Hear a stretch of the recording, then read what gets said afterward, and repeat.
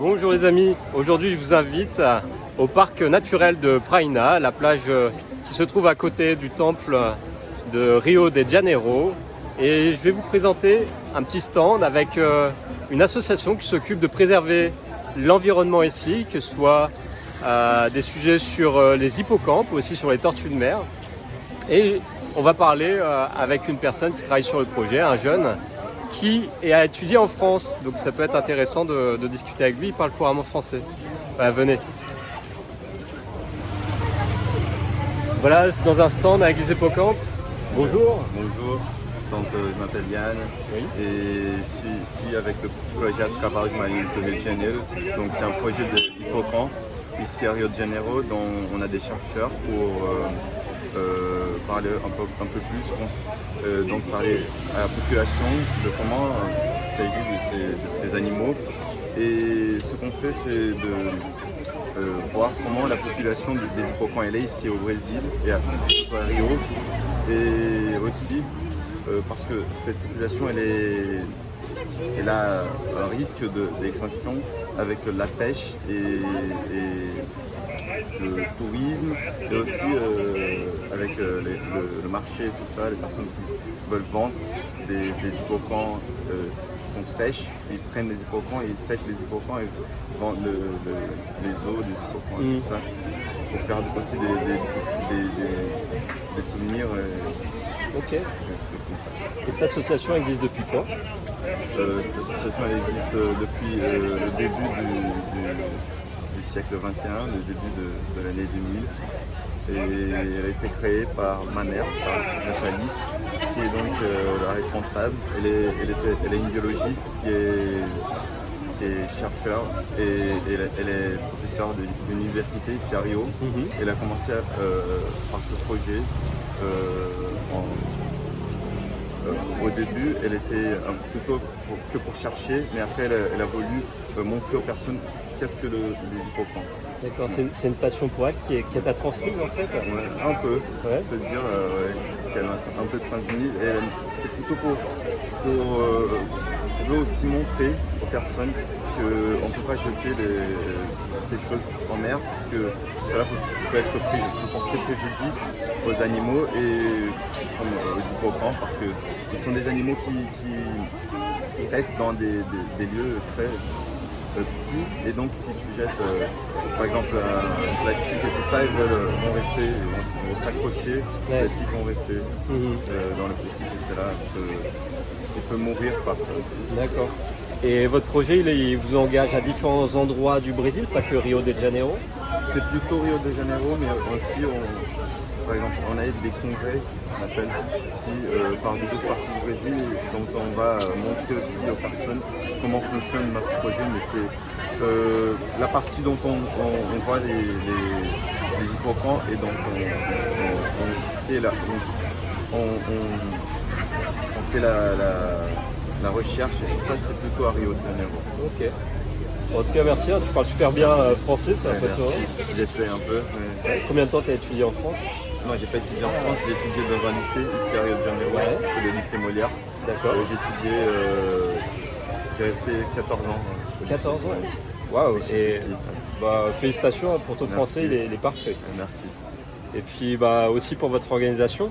Tu connais un peu notre organisation, les indigènes ici au Brésil. Tu as rencontré des peuples autochtones? Oui, j'ai déjà rencontré parce que mon école aussi, elle fait des voyages et tout ça. Par exemple en Paraty et à Ouro Preto. Et là-bas, j'ai rencontré des tribus indigènes et j'ai vu un peu comment ça fonctionne. Excellent. Et ils t'ont parlé un peu de la nature et des hippocampes, par exemple? Non, ça, j'ai pas vu. Ouais. Je venais de l'expliquer et je trouve merveilleux tout Le ça. peuple Patacho de Bahia avec qui nous travaillons, c'est un peuple qui vit proche de la mer et qui sont aussi les mêmes antécédents que notre peuple, les ancêtres de mon peuple, c'est-à-dire les Bretons, à l'autre bout de l'océan Atlantique. Et donc on travaille très proche de la nature et de la nature maritime. Et en tout cas, votre projet, il me touche beaucoup parce qu'à Brest, là où je vis, où je vivais, ma ville natale, est une ville qui préserve la nature et qui a un centre qui s'appelle Oceanopolis et qui présente les hippocampes et d'autres faunes et flores de la mer. C'est très bien. Merci, hein, puis t'es le bienvenu pour venir voir l'exposition des indigènes au temple, qui va ouvrir à Praia de Macumba. C'est bien, je vais y aller. Ouais. Je vais y aller. Et puis, pardon, excuse-moi. Je veux connaître, c'est bien, parce que les indigènes qui vivent près de la mer, pour moi c'est bien. Je veux connaître plus sur la. Bienvenue à toi. Merci. Merci encore pour ta présentation. Moi je remercie à vous aussi. À bientôt. À bientôt.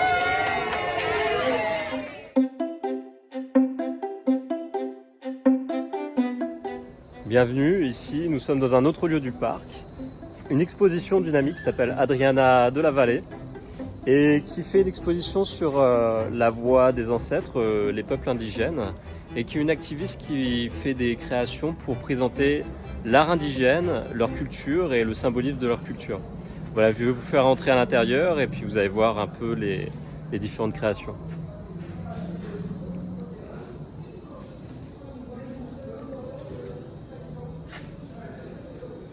Ici, nous avons le symbolisme du serpent avec les arbres, le colibri.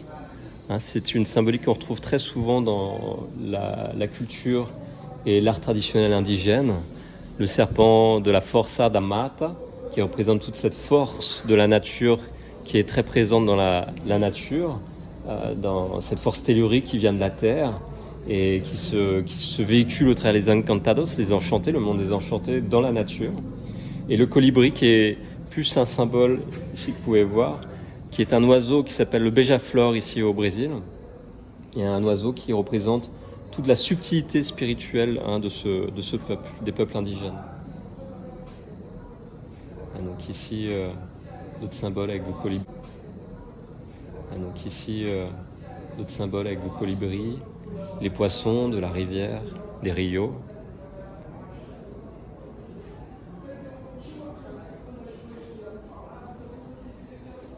Jiboia, c'est vraiment la forme la plus sacrée de représentation dans les Medicina Sagrada, qui viennent visiter lors des rêves lucides qui se font lors des quêtes de vision pris pendant les nuits de médecine des Medicina Sagrada. Et ces visions qui peuvent se retranscrire dans ces images très abstraites que vous pouvez voir, que Adriana a construites. Et des visions qui sont symboliques et qui vont présenter souvent des animaux totems de pouvoir ou des plantes. Et aussi des visions qui peuvent emmener plus dans les profondeurs avec des teintures beaucoup plus, des lumières, des lumières plus sombres, des mémoires qu'on peut visiter comme ça dans ces nuits de médecine. Donc qui peut être de la tristesse, de la colère qu'on a au fond de nous-mêmes, ou aussi des mémoires soit générationnelles de nos ancêtres, mais aussi des profondeurs qui peuvent être obscures de notre personnalité. Et souvent les artistes vont exprimer ce voyage qu'ils font en eux-mêmes dans leur création. Et Adriana est une personne qui a fait beaucoup déjà de cérémonies après s'être rencontrée. Elle a été très surprise par les ancêtres d'ici de la forêt amazonienne qu'elle connaissait peu. Et en l'emmenant dans une cérémonie traditionnelle indigène, après une prise de Medicina Sagrada une nuit entière, elle a pu se reconnecter à cette voix des ancêtres et faire un travail encore plus en profondeur sur elle-même pour aller ensuite être une activiste et protéger cet art, cette culture indigène. Voilà, je suis très content de vous présenter son travail. C'est une belle personne et qui a fait un gros travail sur elle ici, une personne brésilienne que le temple a accompagnée. Voilà, merci à vous pour votre aide, pour soutenir le temple, car c'est votre soutien qui permet de nous aider ici à faire un travail avec les locaux et de les aider à se transformer pour mieux vivre ces mémoires qu'ils ont avec ces peuples conquistadors qui sont arrivés au Brésil et pour mieux les reconnecter à cette voie naturelle que les indigènes proposent, cette science de la médecine sacrée et aussi les réveiller les bons esprits pour se protéger du mauvais esprit actuel qui emmène le monde à sa perte. Voilà, merci à vous pour votre écoute et ce partage.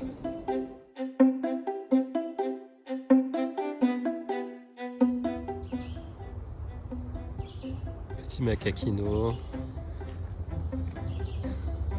Très rapide, très agile.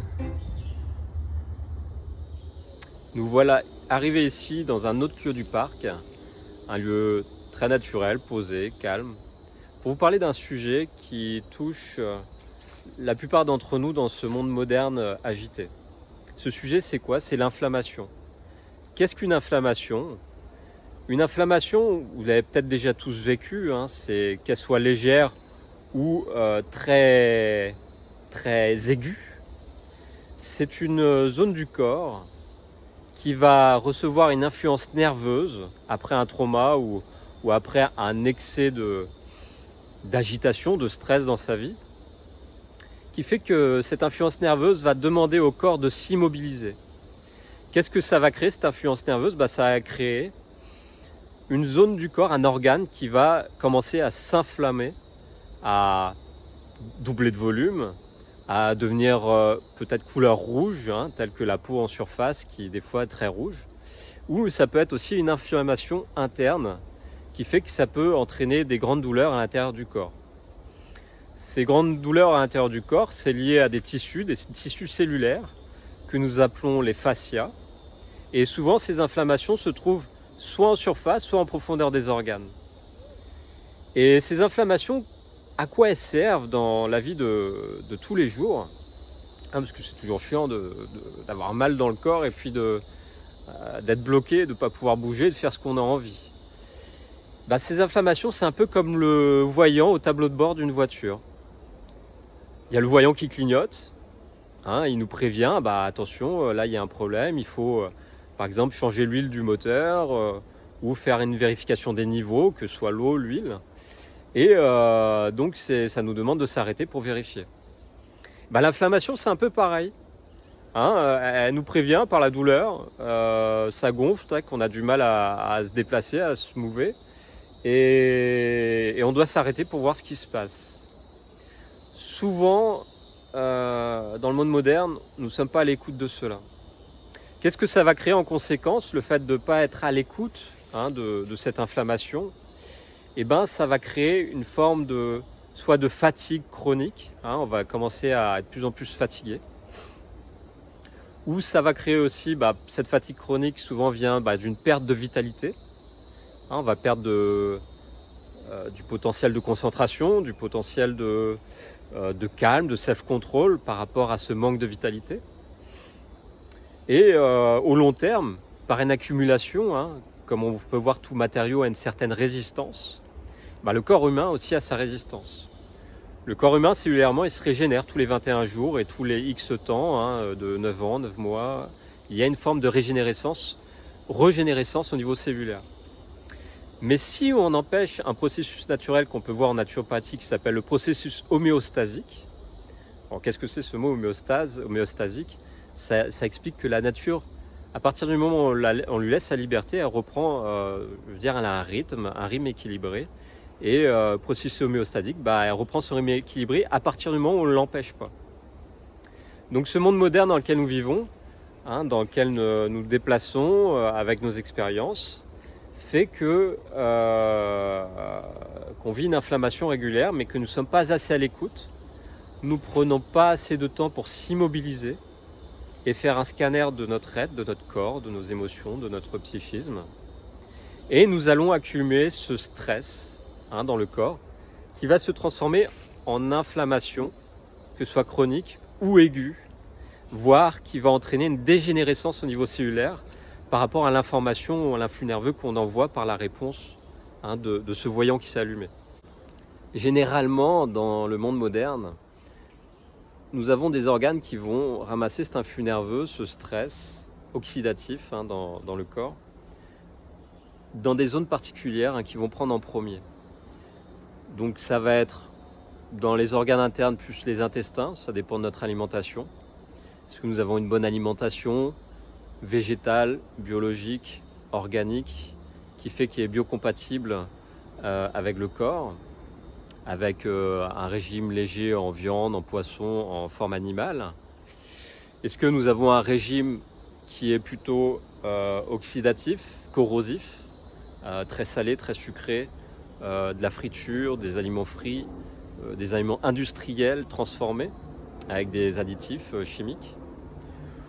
Ou est-ce que nous avons régulièrement une hygiène de vie, comme au niveau traditionnel qui nous est présenté, de jeûner régulièrement, d'être dans des ascèses avec des formes de prière, ou une alimentation qui est plus en lien avec des recettes traditionnelles qui appartiennent à la voie de sagesse.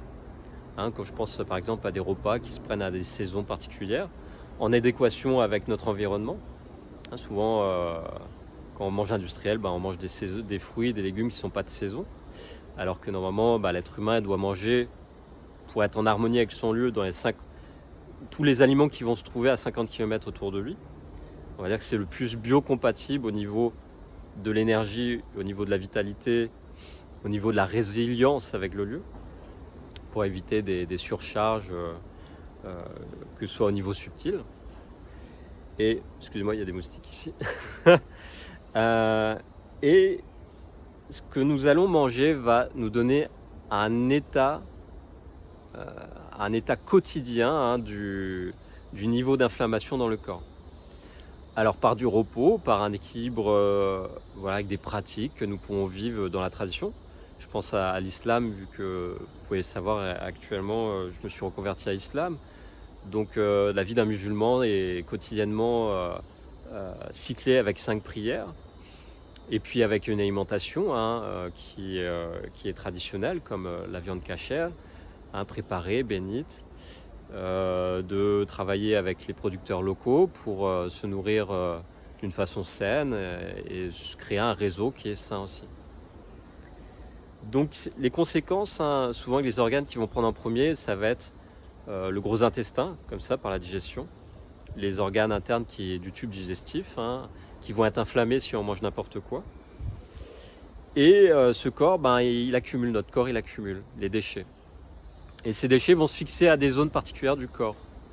Elles vont se fixer, que ce soit les articulations, que ce soit au niveau du cérébral, de la boîte crânienne.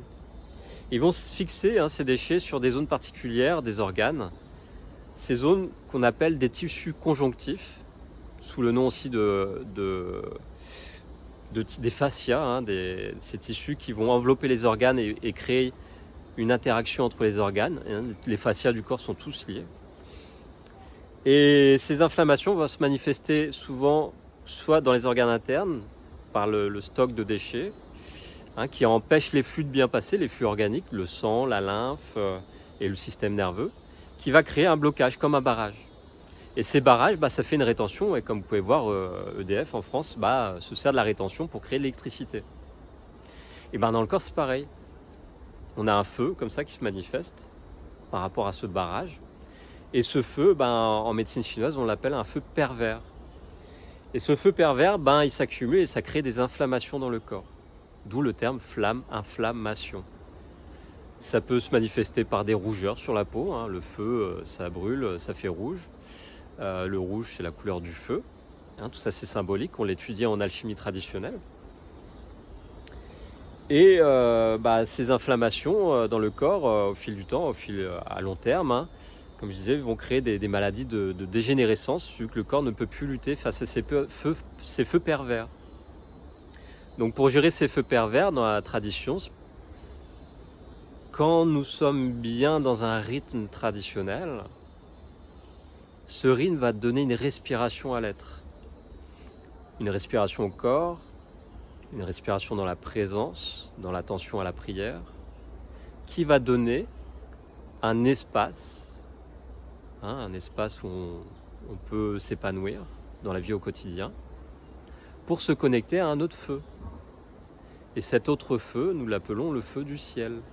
En médecine chinoise, on a le feu de la terre, que les indigènes gèrent très bien, la Forsada Mata, et le feu du ciel que les bouddhistes, les lamas bouddhistes ou les moines zen vont canaliser dans la prière et la méditation. Comment réparer une inflammation dans le corps? Il y a plusieurs solutions. La première, c'est le repos.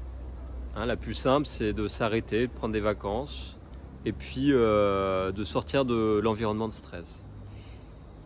Cet environnement, souvent, quand on a la tête dans le guidon, c'est une expression pour dire on ne s'arrête pas, on est toujours à fond dans nos activités, et on a besoin d'un regard extérieur.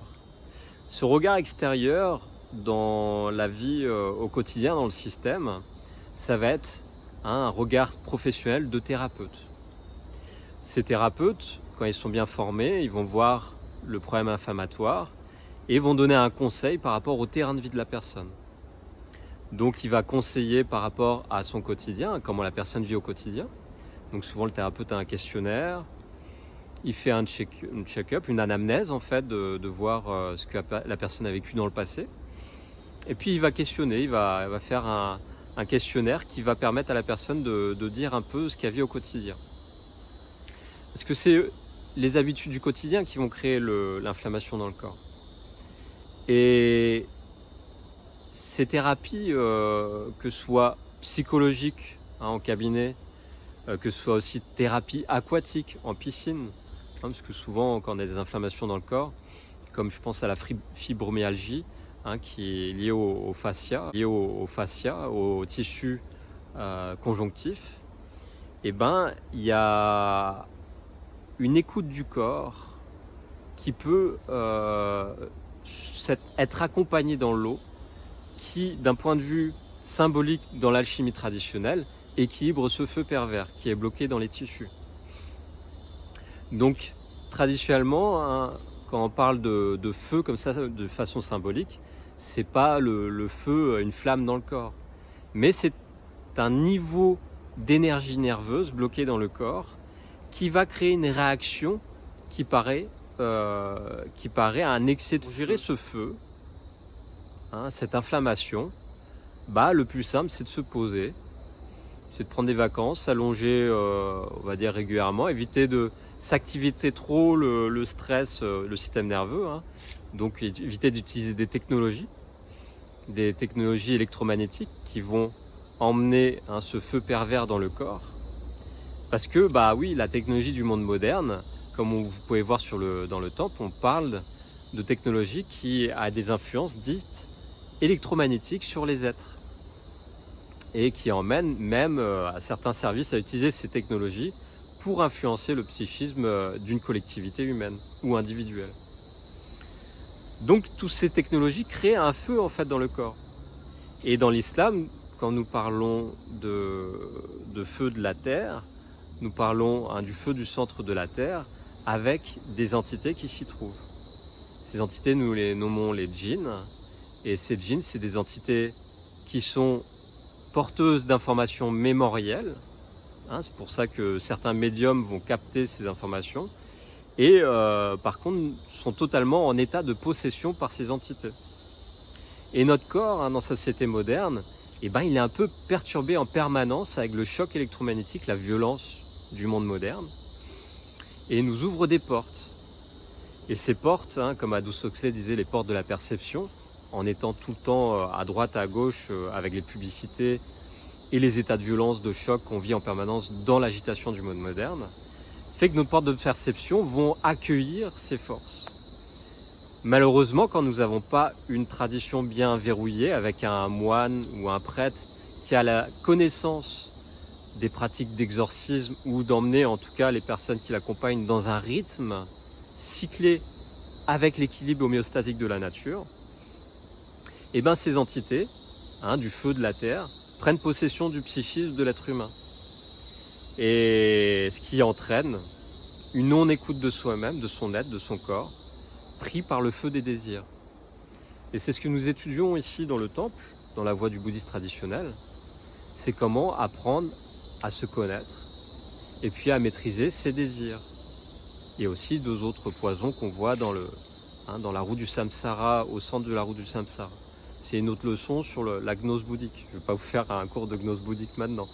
Mais vous êtes les bienvenus au temple pour recevoir un enseignement que nous donnons plusieurs fois dans l'année et que Pascal fait très bien la publicité sur la chaîne du temple. J'ai employé deux termes qui peuvent être un peu compliqués. C'est stress oxydatif et fascia. Qu'est-ce que c'est le stress oxydatif ? Le stress oxydatif, c'est à partir du moment où nous allons vivre une inflammation comme ça liée au stress, liée à un rythme de vie, un non-équilibre, une non-harmonie avec l'environnement, puis avec l'écoute de notre corps, et on va créer une forme d'acidose, une forme d'acide dans le corps. Donc ce que nous allons étudier en naturopathie souvent, c'est l'équilibre acido-basique du corps, pour éviter ce côté corrosif de l'acide. Car nous pouvons voir en alchimie traditionnelle que le lion vert, c'est un symbole, exprime une forme d'acide, ce symbole peut parler d'un acide, pour dissoudre la matière prima. Donc dans notre corps, nous avons comme ça des acides qui peuvent se créer, que ce soit acide lactique au niveau des muscles, acide phosphorique au niveau quand on utilise notre cerveau à penser. Et ces acides, ils vont être corrosifs pour notre organisme. Et si notre système lymphatique, c'est quoi lymphatique? C'est l'égout du corps, il récupère tous les déchets, les toxines et qui nettoie. Et si celui-là ne fonctionne pas assez bien, ces acides restent bloqués dans des zones, comme je disais, des zones tampons du corps, que ce soit les organes principaux, les organes vitaux, ou les articulations, comme je vous précisais, que comme un barrage, ça peut être bloqué, où il y a le limon qui reste bloqué au barrage, et on peut avoir comme ça, genre du graphène ou des particules de silice du corps ou de la pollution du sel, des sels industriels comme ça qui restent bloqués. Donc ces problèmes de pollution dans le corps vont créer une forme de stress oxydatif. Ce qui fait qu'au final, on se ronge de l'intérieur avec ces acides et qu'il y a une usure accélérée du corps. Donc pour gérer ce stress oxydatif, il y a une prise de conscience d'un autre élément du corps, ce sont les fascias. Qu'est-ce que c'est les fascias? C'est un tissu aponévrotique. Ce tissu cellulaire qui enrobe les organes, qui est aussi composé tous nos tendons du corps, c'est comme une forme d'interface entre tous les organes du corps. C'est-à-dire que ce tissu des fascias est un organe sensoriel qui va maintenir un équilibre dans les mouvements des organes, autant pour les préserver, autant pour garder une souplesse dans le corps, que pour avoir une souplesse et une mobilité correcte. À partir du moment où nous sommes dans une vie sédentaire, où nous avons un rythme de vie effréné, on n'arrête pas de courir, donc l'excès, comme si c'était un état de fuite permanent face aux prédateurs. Ou quand je parle du vie sédentaire, où on est fixe, on ne bouge plus, on a du télétravail chez soi et on devient immobile. Il va se créer des déséquilibres au niveau organique, ce qui fait que par manque d'exercice ou par excès d'exercice, nous allons abîmer ces tissus cellulaires qui s'appellent les fascias. Ces fascias, ils sont composés en majorité d'eau et de collagène, c'est des fibres. Il y a 3 types de fascias. Les premiers, c'est les fascias superficiels. Les fascias superficiels, ils sont sous la peau, ils sont plus liés dans l'interaction exogène-endogène, c'est-à-dire quoi? C'est extérieur exogène et endogène intérieur. Donc ces fascias superficiels, ils prennent déjà les premiers chocs. Donc le fait de ne pas avoir de mouvement, déjà ils vont se cristalliser. D'où ces personnes âgées qui manquent souvent d'eau, parce que nous sommes composés à plus de 80% d'eau. Souvent les personnes âgées, on voit qu'elles meurent, elles n'ont plus que 60% d'eau, voire 50% dans leur corps. Et qu'est-ce que ça fait un feu sans eau avec des cristaux? Ça fait une pierre. Donc souvent on est vieux comme ça, tout courbé, et puis on n'arrive plus à bouger, on a de la sclérose en plaques, voilà, nous sommes sclérosés. Ça va créer un excès de feu dans le corps et le feu va statifier la personne en fait, statifier les organes. Et puis après on a un deuxième tissu cellulaire, deuxième fascia qui est le profond. Le profond, lui, il va travailler au niveau des organes internes à maintenir une structure, un encastrement dans ces organes. Et aussi une forme qui est tendineuse, qui fait que ça va donner l'articulation correcte de ces profondeurs, de toute la mobilité du corps. Et ce troisième tissu a un troisième fascia qui est le fascia viscéral. Lui va travailler au niveau très profond, très endogène.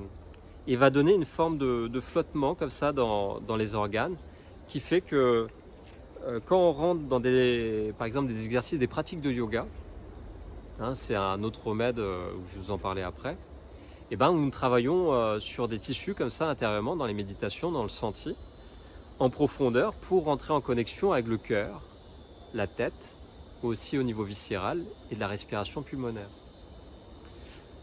Donc ces fascias, ce troisième niveau hein, qui est le viscéral, et ben, quand on en prend conscience en profondeur par les pratiques, nous pouvons rester mieux centrés face aux événements extérieurs en étant concentrés sur cet intérieur. Donc se libérer d'une influence perverse extérieure, tout en étant à l'écoute de cet intérieur et en se mettant en équilibre, en harmonie avec les deux. Et c'est de là que les pratiques du bouddhisme traditionnel nous emmènent à prendre conscience dans les méditations, telles que le Naikan, l'exercice que nous proposons au temple, ou le Reiki, qui est un soin traditionnel japonais, traditionnellement de Michael Oshui, qui nous permet de nous connecter à une influence spirituelle de guérison et qui emmène une paix intérieure à se reconnecter à ses muscles internes, ses fascias, hein, ses capteurs sensoriels, pour se libérer, pas totalement, mais être beaucoup moins influencé par ces éléments extérieurs violents, tels que ces influences électromagnétiques perverses, ou ces influences, je dirais synthétiques, ou ces influences du sol voilà, qui viennent du centre de la Terre qui se réveillent actuellement. Et que nous pouvons, en étant plus à l'écoute de cet intérieur, de notre état psychique, de notre état émotionnel qui emmène à une ouverture spirituelle, et ben, nous pouvons se libérer, entrer dans des états de conscience modifiés que dans le yoga traditionnel nous appelons les samadhis, les états de libération de conscience. Donc voilà pour aujourd'hui sur le système nerveux, hein, c'est un grand chapitre qu'on étudie dans le yoga traditionnel, dans la connaissance du corps et pour mieux connaître l'esprit derrière.